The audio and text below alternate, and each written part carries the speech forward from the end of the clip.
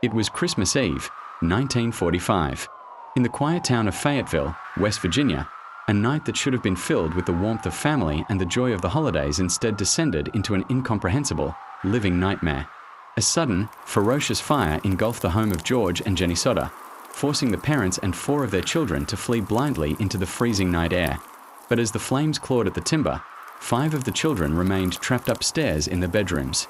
The air grew thick with smoke, and the sounds of the holiday vanished, replaced by the roar of the blaze. By the time the fire department finally extinguished the inferno, the once sturdy family home was nothing more than a smoldering ruin. But the most terrifying realization was yet to come. When George and Jenny, frantic with grief, sifted through the cooling ashes the next morning, they found no trace of their children. No remains, no bone fragments, nothing. Not a single physical sign that their 5 children had ever been there. Was this truly a tragic house fire? Or is there a much darker, untold story buried deep beneath the charred debris? But the facts of that night remained deeply suspicious, casting doubt on the official story. George's desperate attempts to save his children were thwarted at every turn. The ladder that usually leaned against the house had been mysteriously moved, and his trucks, which had worked perfectly just hours before, suddenly refused to start. Even more chilling, the family's phone line had been expertly cut.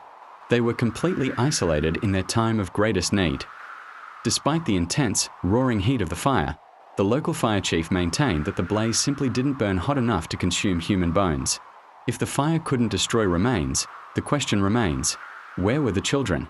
But the story didn't end with the fire. As the weeks turned into months, George and Jenny Sodder began to uncover details that defied logic. Why, they wondered, had the fire department been so quick to declare the fire an accident, despite the lack of evidence?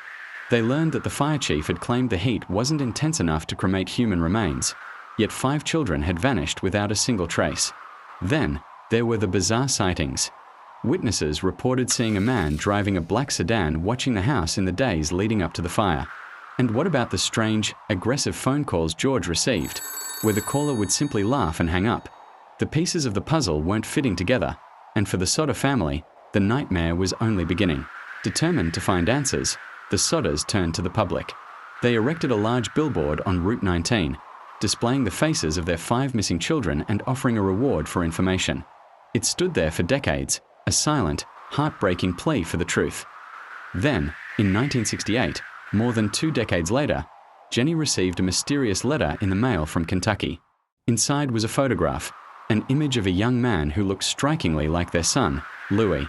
On the back, a cryptic note simply read, "Louis Sodder. I love brother Frankie. Little boys." A 90132 or 35. George and Jenny hired a private investigator to track the photo down, but they never heard from him again. They passed away still believing their children were alive, leaving behind a mystery that remains unsolved to this day. For more history mysteries and unresolved crime, like and subscribe.